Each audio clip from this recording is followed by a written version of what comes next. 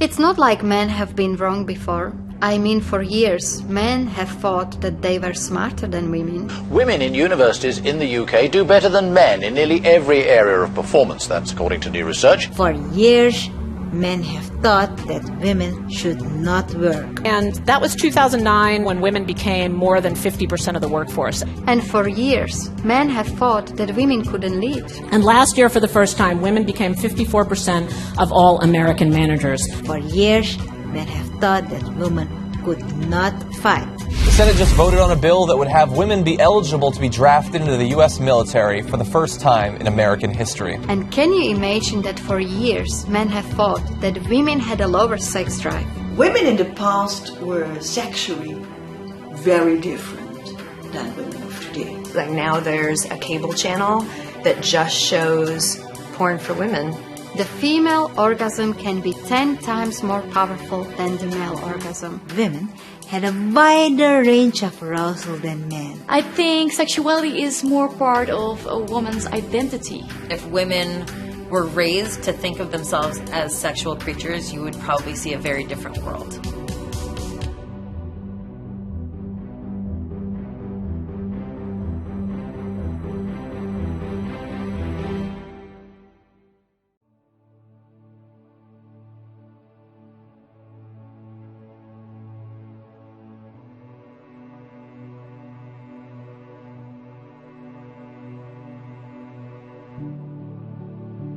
Growing up, I never realized that I had a high sex drive. Not until I discovered that sex seemed to feel more special to me. It's not that the guys I dated didn't think it was special. It's just that for me it felt richer, deeper. It was more satisfying. It's like we were doing the same thing, but I had a totally different experience.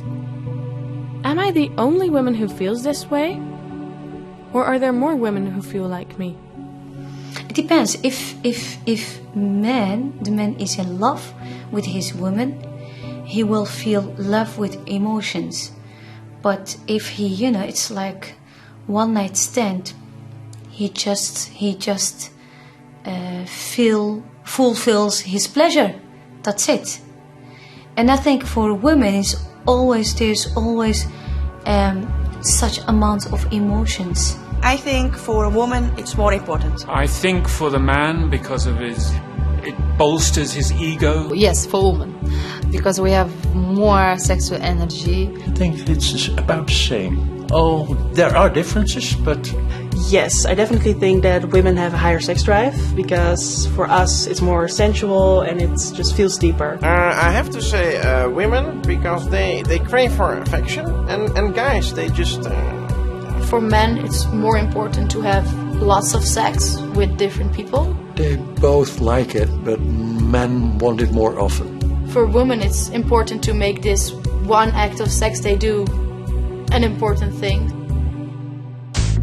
Men and women have always had different opinions about sex, but according to dating experts, there has never been such a major shift in relationships than in the last 15 years. Today I'm meeting one of those dating experts, Marcia Chong. In her work, she talks about how modern gender roles have completely changed the dating game, and how years of experience have led her to an interesting conclusion. She believes that sex is more important for women, and today I want to find out why. When it comes to sex and attraction, every woman has a secret that we never share with men, because if we did, things might get a little awkward. You see, every woman has a list of all the things we want in a man. Now, the problem is not the list. The problem is the size of the list and the fact that it's that detailed. For example, he has to be tall, handsome, strong, educated and ambitious, have a good job, have a nice house, a car, and he has to be social and fit in with our family. And of course, he has to be a good kisser, a good lover, and a great father for our children. But unfortunately, only a few men can meet those high expectations, and that's why many men think that women aren't interested in sex. But we are. It's just that most men don't make the list. And we call this the 80-20 principle. the 80-20 principle? Yes, it's a marketing principle that is also used in the dating world. And it means that 80% of the women are only interested in 20% of the men. For example, dating profiles. While men like roughly half of the women on the site, most women only like 20% of the men. And this is why women are so competitive in the dating world, and I think even more than men. Because most women are interested in a very small group of men. But it's getting worse. Dating for women is becoming harder and harder. What do you mean? For the first time in history, women are outperforming men in nearly every category. More women are graduating, becoming doctors, lawyers, bankers, and all these changes are dramatically transforming the dating culture. Because these days, women are not dependent on men anymore. We have our own careers, our own houses, social lives, and we can provide for ourselves. So now women only settle with the best. A man has to have added value. And if a man has lower education or earns less, he might be less interesting to women.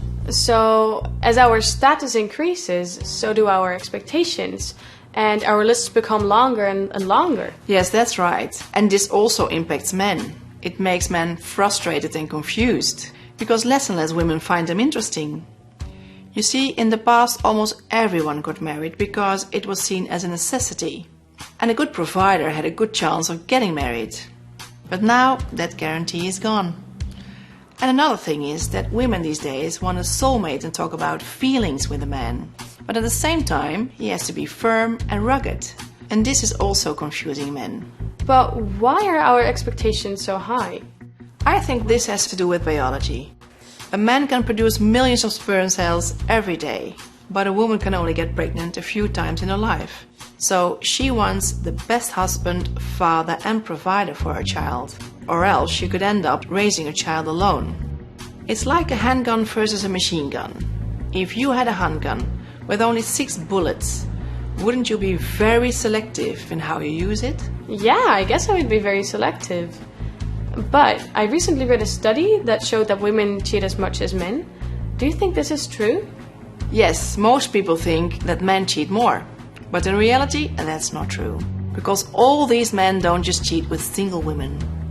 But I think there's one major difference. Women are better at keeping it a secret. Are you saying we're better at cheating? Well, in my experience, men are more obvious and women are more subtle. But for a woman, it's more important to know if their partner is cheating. Women worry about it more. And that's why a lot of women need more validation. When she asks, "Do you love me?" or "How much do you love me?"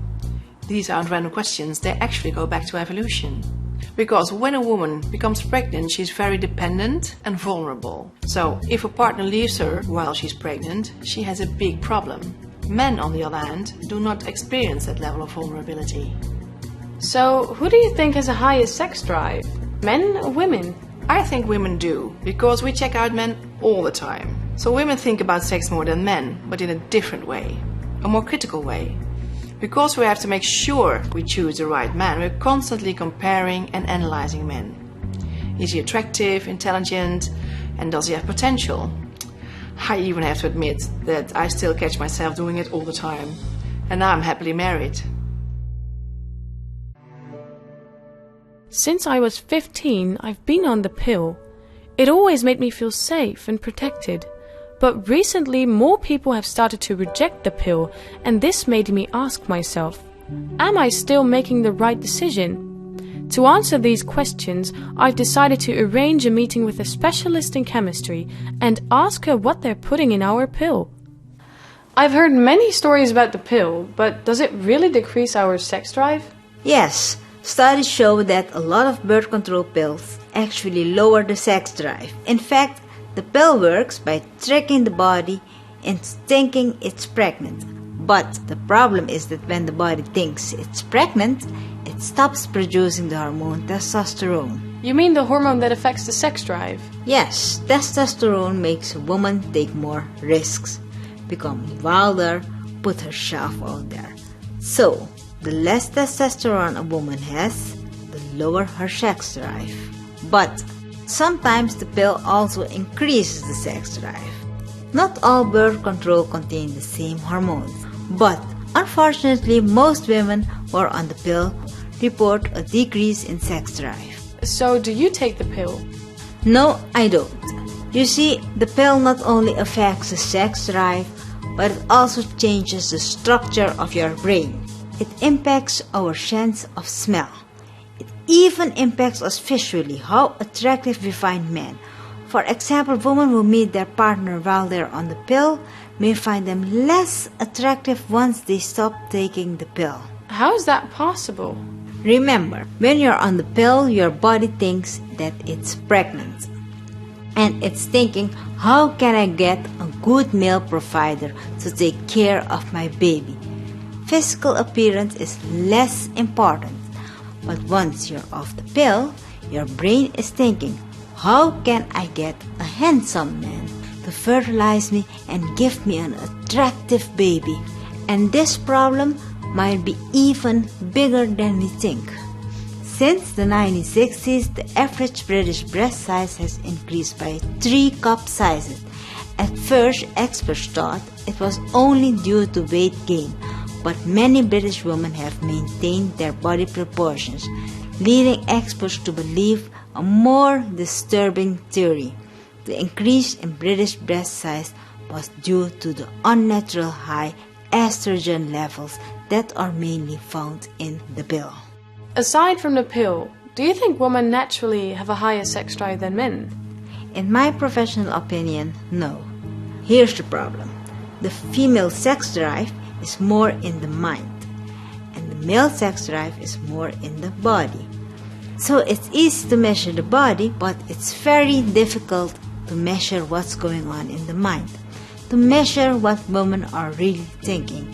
So women can have a higher sex drive? Personally speaking, I think yes, women have a higher sex drive. But the problem is, we don't tend to show it. What do you mean exactly? I think it has to do with the way in which women are raised. Most guys have been taught to go out there and be macho and have as much fun as possible. But most girls have been taught to be modest. That's why their sex drive is more internal. And sometimes women don't even know when they are aroused. If a man is aroused, he immediately feels an erection down there. But when a woman is aroused, she doesn't have an easy way of knowing it. She uses her intuition. It's much more of an emotional feeling. So our sex drives are more tricky then? Yes. Have a look at this. This is a Maasai couple. Can you tell me, who is the woman in this picture? I think it's the one on the left. No. The one with the long hair and the jewelry is the man. Many people think that women are less visual than men. But it's absolutely not true. In fact, it's the exact opposite. Women are more visual than men. In the West, we actually have the beauty standards backwards. Originally, it's men who are supposed to be beautiful. Think about the peacock and its feathers, or the lion and its mane, or even ducks. It's the males who are beautiful, not the females. In fact, when researchers began to study female desire, they were shocked. Not only did they discover that women were just as aroused as men by watching porn, they also discovered that women had a wider range of arousal than men. Even non-human sex aroused women. From a young age, I have been taught that women have always had little rights in history and that we're now living in the golden age of women. But what if that isn't true? Today we're meeting with Dr. Anine van der Meer. Anine is a historian, theologian and gender expert. She has written several books and articles that contradict many things that we are told about women today and reveal the hidden role of women in history. What was the role of women in history, and was it very different from today? Yes, it was very different. Because before his story, we had her story. And that was a very different cultural period. There was a lot of sexual freedom in that period of history. There was peace and harmony. So the idea that man is primitive and aggressive in his essence is wrong. But that changed. That changed by an enormous climate crisis around 3000 BC. Many ice ages dried up the earth and made the earth very cold so that people couldn't work and live on the land anymore. And because the men had to leave their land, they took their horses and their herds and they became nomads. Okay. But they had to conquer land of other people to live on.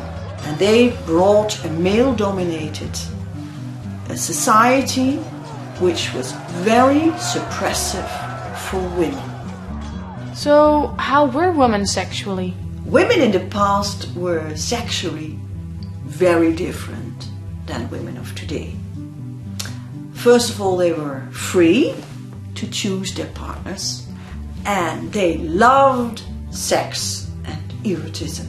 And having a baby was something very precious because there were few people. And afterwards, when people settled down in settlements and cities, the women also stayed very free and could choose their partners. So sexuality was really something which was bigger than a biological, medical thing. It was an emotional, psychological and spiritual thing. Let me ask you a question. Which is the oldest profession in the world, you think? I guess prostitution, maybe? In his story, it's prostitution. But in her story, it's midwifery. The midwife helping the pregnant woman to deliver the baby, using herbs to relax the muscles. She has a lot of herbal knowledge. She knows a lot about birth control. That's why they had so much sexual freedom. They could choose their male partners. They were not afraid to have babies. They could experiment with them before they choose the final partner to have babies with. Wow! When I think of midwives, I only think about giving birth, not preventing it. Women in the past knew much more about anti-conception than women today. Seriously? Yes. Many people think that sexual revolution started with introducing the pill in the 60s. But this anti-conception knowledge was much older, millennia older. It gave the women a lot of freedom. But then this knowledge was lost. At the end of the Middle Ages in Europe, there became a serious illness, a plague, and the population was decimated. Many villages and lands were empty, and then church and state thought we have to repopulate. Mm-hmm. And then they thought, well, who do we know who manages fertility and who controls fertility? That was the midwife. And they thought, well, let's remove them. Let's call them witches. Witch, the literally meaning of the word witch is vitan, is to know. I always thought that witch was a negative word, but it's actually about knowledge. Yes, midwives had this ancient knowledge about managing fertility, about reducing fertility and enhancing fertility. So these wise women were accused of witchery. And a witch hunt started, and it spread itself all over Europe. There were so many countries, and many women were murdered. To accuse midwives of magical acts and copulating with the devil, and it was all about fertility and sexual acts. So we had a high sex drive, but then the church took it away? Yes. We in Western cultures have a long and very tragic history of sexual repression. Repression of the libido, repression of body awareness. Sex was perverse, sex was vulgar, and we have this split between sexuality and religion. Where's that freedom we once had? Yeah. It's gone. For example, look at Egypt now. So many women totally covered up, from top to toe. Even the hands in 40 degrees of warmth. It's terrible. But how different it once was. They could own land, they could travel, they could go to the market and exchange goods. Everything was possible. They could choose their own husbands. They could marry whoever they liked. So our sex drive was more respected. Very much respected. Okay. So the last question. Do you think women have a higher sex drive than men? Historically speaking, yes. Because in these ancient groups of people, it was so important that people got babies and that the group was enlarged. Women were eager to have sex. They were honored for that quality. When there was this physical attraction and psychological attraction to really feel love and affection for their male partners, she really could reach ecstasy, and she could take him with her in that ecstasy. And I'm convinced we had that ability and we still have that today. Before the height of the feminist movement, mainstream porn was seen as something that men and women watched together. Both men and women flocked to the screenings to see films like Deep Throat, Behind the Green Door, and The Devil Inside Miss Jones. But during the feminist movement, porn became divided. Porn was now seen as masculine, aggressive. So a new type of porn had to be created. A type of porn that suited the modern women. But instead of becoming less explicit, the porn that women had in mind was even more explicit and would go beyond Playboy and show everything. This was the rise of a new era, and it was called Playgirl. As the former editor-in-chief, what was it like working at Playgirl? It's definitely strange and a little surreal. I did not grow up feeling like I was doing a lot of the looking. Certainly I had always found men attractive, but I had literally never been standing around just looking at naked men before. So it was certainly strange, but after a while it all just becomes very normalized. And of course, dealing with mimbos makes it get old really fast. Mimbos? I think of mimbos as basically just the male version of bimbos. Guys who are just solely focused on what they look like and how they're appearing, how fake their spray tan does or doesn't look, how white their teeth are, whether they shaved their chest hair and if they're stubble. Really just unsexy details that, just kind of take away all of like the sex appeal when you're the person behind the camera. So there was a double standard. Yeah, there's a pretty big double standard. If a woman poses for Playboy, it can help to launch her career. If a guy poses for Playgirl, he can end up getting fired, or he's seen as cheap, or there's a stigma against it in some other way. Wow. How did you end up working for Playgirl? Funny story. I had just finished grad school, and Craigslist had an ad for managing editor at Playgirl, and I applied really as a joke. And when they called me in for an interview, I was shocked. But I went in, I had never seen a Playgirl before. You had never seen a Playgirl before, but you wanted to work at Playgirl. Yeah. And was it hard working at Playgirl? It was challenging, for sure. The magazine was run by women, owned by heterosexual men, and also was trying to cater to a gay audience. Wow. It was very much an impossible triangle. So you had to compromise? Yes. There was a lot of compromise, asking questions like what is porn, what is erotica, where is the line, what women wanted and what men thought women wanted. It was not always easy to define. Well, I know what I want. Yes, but do you know what most other women want? A naked, attractive man. Sure, but do you want him lying in bed or do you want him doing something? Do you want him flaccid or hard? Do you want him with another guy? Do you want him with another woman? Do you want him by himself, in the shower, outside? It becomes very difficult very quickly to pick out something that's going to please everybody. Okay, I get what you're saying. Women need a little more than just a man standing in front of her naked. Guys have a little bit of an easier time flipping through a Playboy or Penthouse and seeing a woman just standing there. But a woman is more likely to notice if there's no storyline. She's more likely to notice if his makeup sucks, or if his spray tan is off, or if his hair is bad. She's looking for all of these details. And so our responsibility with Playgirl was to think in those terms and deliver. Wow. How did Playgirl begin? Well, you had Playboy coming of age in the 50s, and then the sexual revolution happened in the 60s. And Playgirl was started in 1973 as a feminist response to Playboy. I heard Jenny Lambert convinced her husband to start Playgirl. Yes, and over the years, Playgirl had huge numbers. And in its heyday, it had something like 10 million subscribers by the 80s. Playgirl was getting published in more than 32 countries.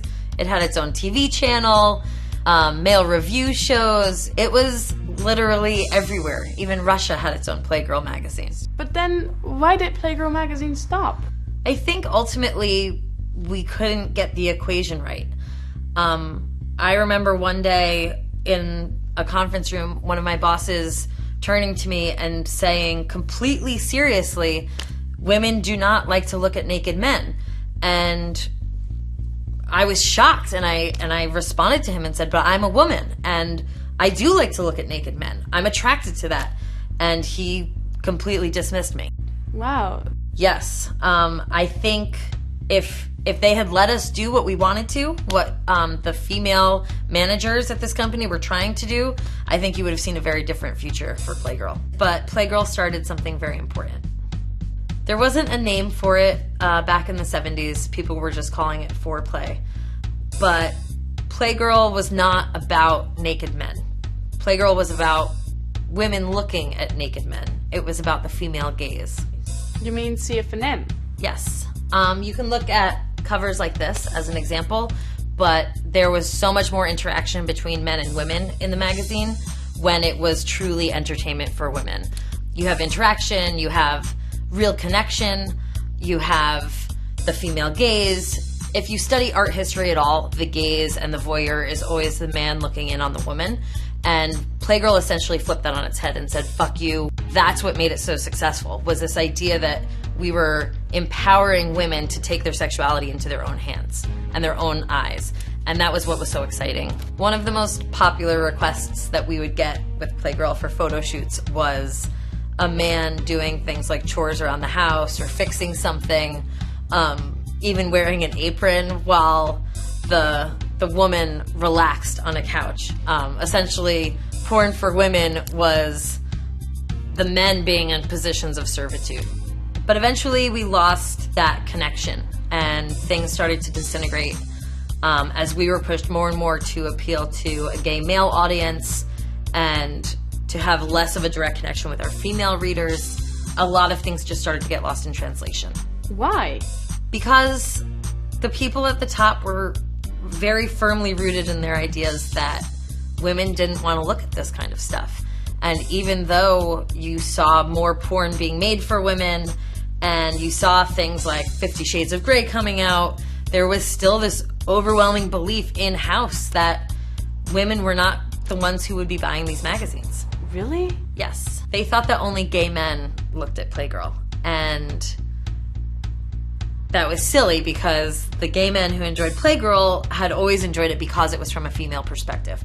So as soon as we started erring more on the side of what's considered gay poses or gay content, we alienated those gay readers who had enjoyed the magazine from when it started, but also in the process we alienated our female readers.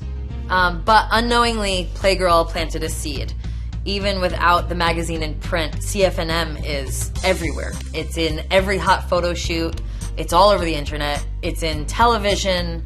It's in movies. It has become sort of the gold standard in what women generally see as erotic. By the way, who invented the word? You? No, it was Brad. Brad? A guy? Yes. Okay. So who do you think has a higher sex drive? I would say it's equal. But I can say that if women were raised to think of themselves as sexual creatures, you would probably see a very different world. In 1916, Universal Studios' highest paid director was not a man, but a woman. Half of all films before 1925 were written by women. But today, only 7% of Hollywood films are directed by women.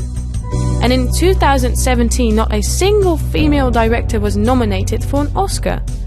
In the Hollywood film industry, women are declining. But in another industry, women are rising. In the adult industry, this year 36% of AVN-nominated directors are women. On the surface, you'd think that the porn industry is male-dominated, but since the beginning of porn, women have stood behind the camera and their numbers are rapidly increasing. Today I'm meeting one of those female directors, the nominated and multi-award winning director, Jennifer Lyon Bell. How did you get the idea to make porn as your future? Well, it's been something that I was thinking about for a long time. When I was in high school, I had seen a little bit of porn, and I thought it was really disappointing because my friends and I, we were like somewhat sexually active, and everything that we did was much more fun than this porn film that we had managed to get a hold of. And over time, I thought, okay, well, eventually somebody will start making films that appeal more to me or feel more like they're coming from a women's perspective. So that was always a private fantasy of mine. And then I went to Harvard for my undergraduate degree, and nobody ever graduates from Harvard saying, I'm going to do porn. So the boredom in the films actually triggered you to make better films? Yeah, I mean, when I watched porn, I thought, this looks really boring. The stories are boring, but also the sex itself doesn't have a lot of spark to it, and that's the thing that I cared most about, was like the spark between people. So I would look for like the 10 seconds or 20 seconds in a whole movie that was really exciting, and I would just watch that 10 seconds, and after a time I thought, well, that's kind of a low bar. There should be more of the movie that we want to watch. But what is it that makes your films different? Well, I watch a lot of porn that's made for men and by men, but what I see in those films often is things that I as a woman can't really relate to. So one thing that's super important to me is that women's pleasure and orgasms be real in the movie, because for me, if that's not there, it's a real deal breaker for me. I can't enjoy it. Yeah, it definitely needs to look natural. Yeah. Yeah, and so to do that, what I've learned as a filmmaker is I have to create a very safe space on set and create an environment where the performers have time to kind of come to orgasm in their own rhythm. And that's really different than most film sets of any kind, where things are a little bit on a pace. I totally agree. Real orgasms are so much better to watch. Yeah. And why do women fake all of their orgasms? I mean, don't men like watching women have real orgasms? Well, in porn, men who watch porn, I don't think they always can tell the difference between real orgasms and fake orgasms. I think men would like watching women have real orgasms, but as a woman, my orgasm dar, like radar, but for orgasms is particularly good because I'm a woman and that's my body. So we need a real thing, just natural. Definitely more natural. I mean, the positions that I like to see in porn don't have like legs spread wide with no like clitoral stimulation, and then the woman is screaming, but the screams don't even sound like she's having that much fun. These are things that I wouldn't put in any of my movies, and I don't think anybody who was making porn for a female audience would put it in their movies because it just doesn't feel natural. But the most important thing is no matter who you're working with, you have to make people feel very comfortable. And in fact, once I decided I wanted the actors to become more comfortable with each other, so I had arranged that they should go to the sauna. And then I thought, you know what? I don't want them to think like, oh, you two are the performers and I'm up here, the director. And then I thought maybe we should all go to the sauna together and just kind of get it over with, and we'll all be naked. Really? Yeah. Like naked? Yeah. Or bikini naked? We were naked. Wow, that's pretty cool. So, do people have assumptions about your life? Yeah. Like, for example, people probably assume that I'm single when, in fact, actually I have a family and a daughter. So, does being a mom have any effect on your work? Not really. I'm proud of what I do, and my daughter doesn't understand it yet because all she knows is that Mama makes movies for grown-ups and she's not allowed anywhere near it. So, okay. So, how big is porn for women actually? When I started, it was very small, but now it's grown a lot. And in fact, like now there's a cable channel that just shows porn for women. That's really cool. Yeah. And is porn for women romantic? No, porn for women is not always romantic. And you're right that a lot of people assume that women are only interested in sex if there's romance involved. But no, porn for women is really varied. A lot of women really like porn that's not at all romantic, which is like BDSM porn, for example, which doesn't have all of those traditional hallmarks of romance. Yeah. It's about chemistry and connection and being super into each other, but that might have nothing at all to do with romance. The people might not end up together. And I really like that because there are so many messages in popular culture about how women should love romance, and, you know, I think it's nice to get something else from your porn as well. Yeah. I also like to experiment.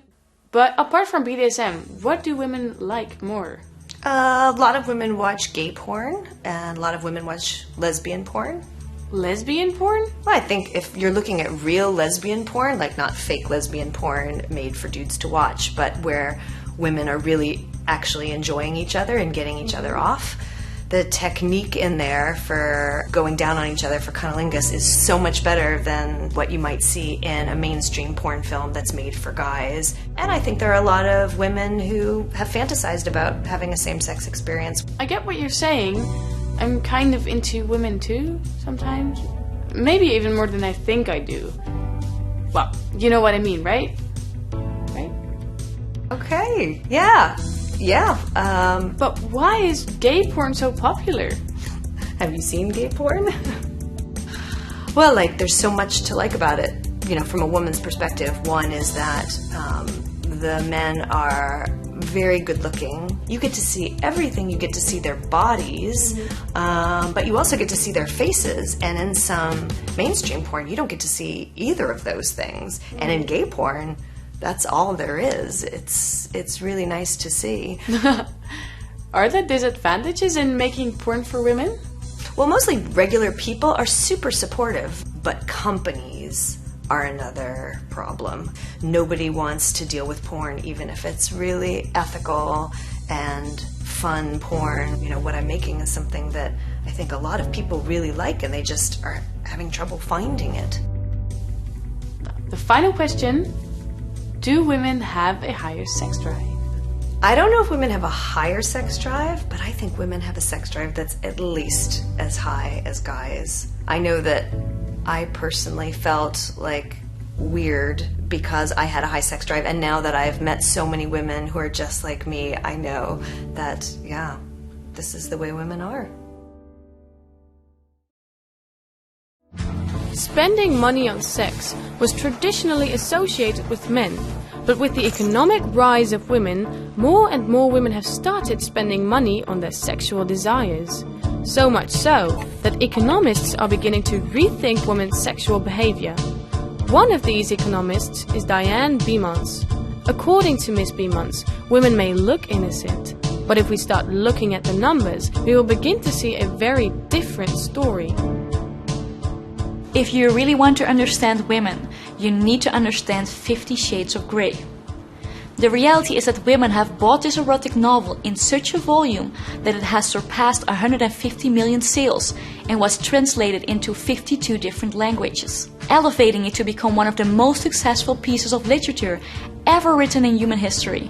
That should tell us something about the real desires of women. And it's certainly not sugar and spice.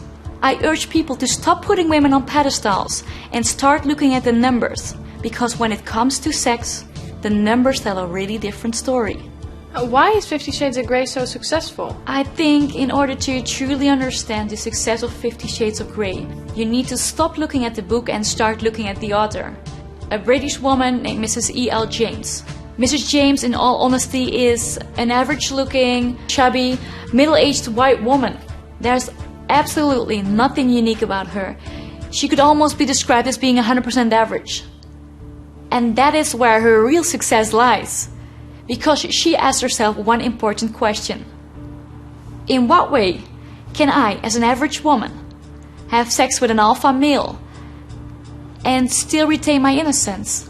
50 Shades of Grey addresses the duality that almost every woman faces.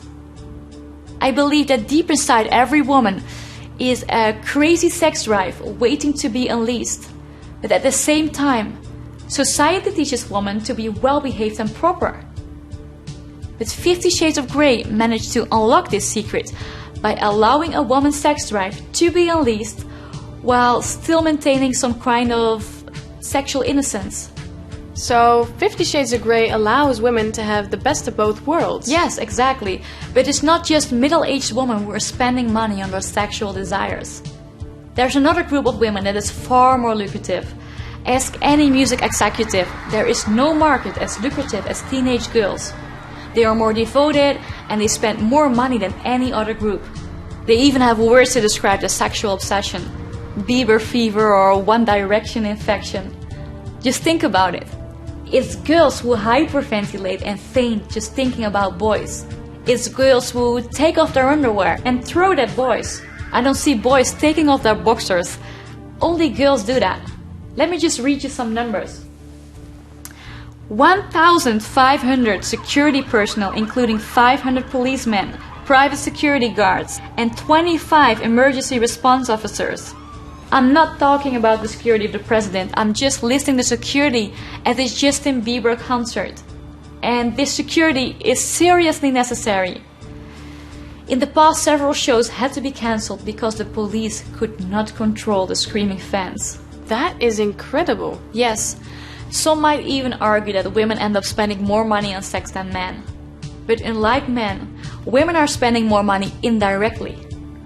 For example, some studies show that women who buy 3-inch high heels are almost twice as likely to receive sexual attention from men than women who buy flat shoes.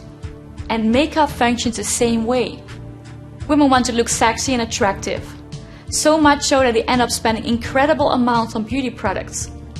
And just to bring statistics for comparison, American men are spending approximately $13 billion a year on porn-related products, while women end up spending approximately $30 billion on makeup, and it doesn't even include skincare, perfumes, and hair products.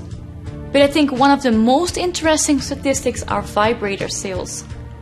Right now, the market for vibrators is $2.9 billion, while the market for internet porn is just $2.8 billion. That's right. Women spend more money on vibrators than men spend on watching internet porn. So, do you think women have a higher sex drive? Yes, I think sexuality is more part of a woman's identity. In the clothes we wear, the makeup we put on. I think we are much more aware of our own sexuality. But I don't think men display their sexuality that much. Sometimes I can walk around all day feeling sexy, but I don't think most men will ever feel that way. Recent studies in psychology have dramatically changed the way we look at men and women. For years, psychologists thought that society controlled women's sexuality. But modern psychologists are beginning to challenge this theory and are finding new evidence that is suggesting the exact opposite. Today I am very excited to meet one of these psychologists, the published author and TED Talk speaker Katarina Gaburova.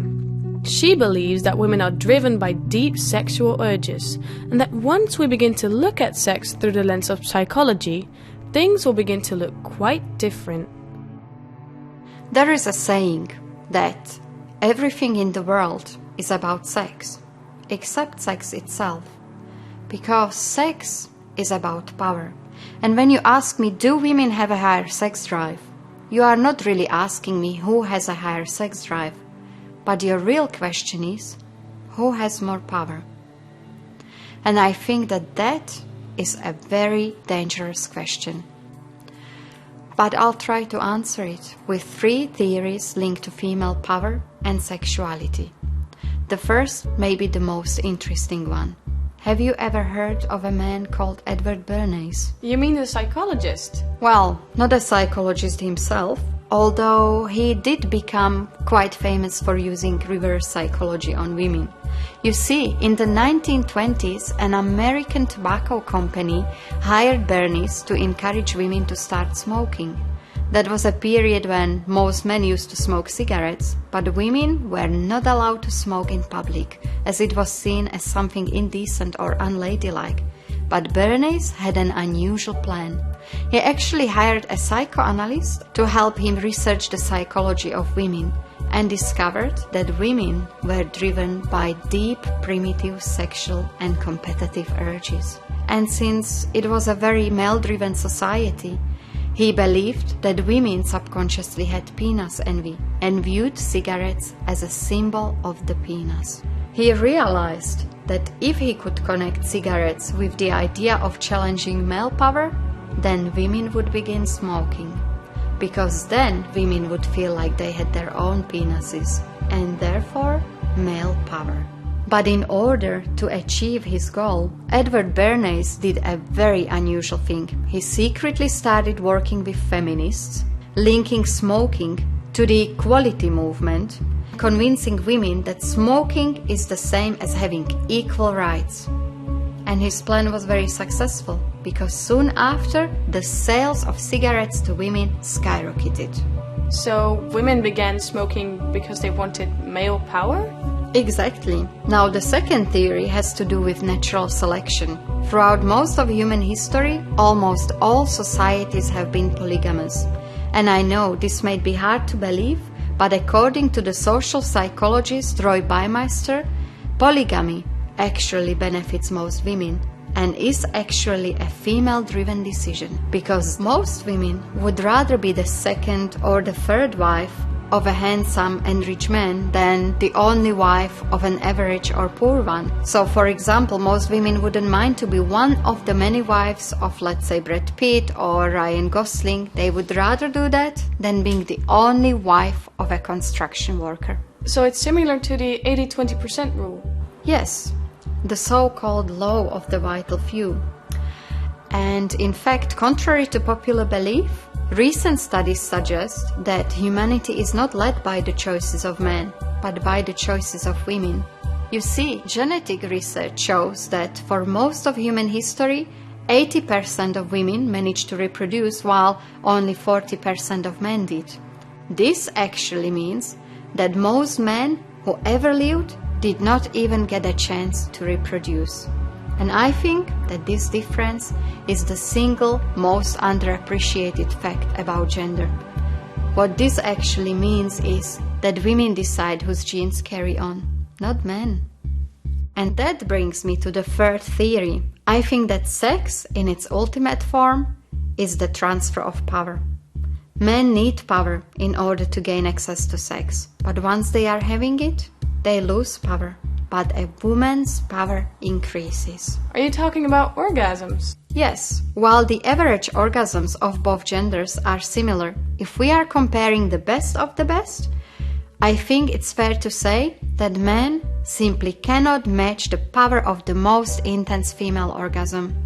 In fact, according to Dr. Kaneko and Kitamura, the female orgasm can be 10 times more powerful than the male orgasm. And according to these authors, should we run the intensity of a female orgasm through a male's brain, there is a danger that such a shock to their system could actually kill them. Are you serious? Yes, according to these doctors, it may be possible if we are looking at the anatomical differences.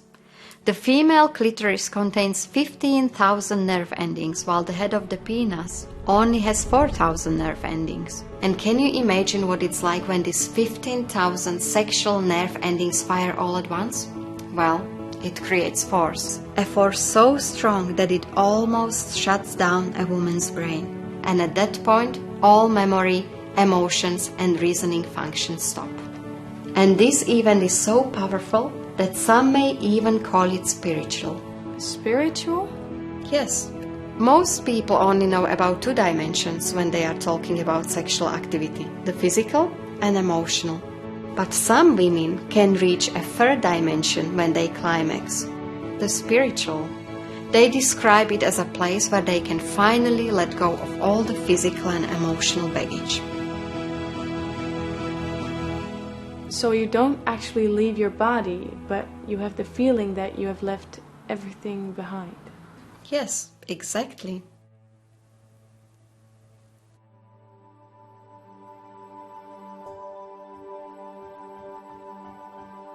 Katarina was right. When I have sex, all of my troubles float away. I don't have to think about any obligations. I can just let go and enjoy intimacy. Now for the big question. Who has a higher sex drive? Everyone has a different opinion. But in my journey, I found out that we can experience sex as spiritual. We have multiple ways to orgasm, and that almost every woman has a bisexual side. That's why I think that women have a higher sex drive. But the world might have a different view. I was taught to think about sex in a certain way. That a woman is prude when she doesn't have sex, and that she's a slut when she does. That man shouldn't show their submissive side, and that genders can't be sexually fluid. But sex is more. It's more than just reproduction. It's more than your sexual orientation. It's more than an action. The world has become adjusted to only one idea of sex. But as humans, we are capable of so much more.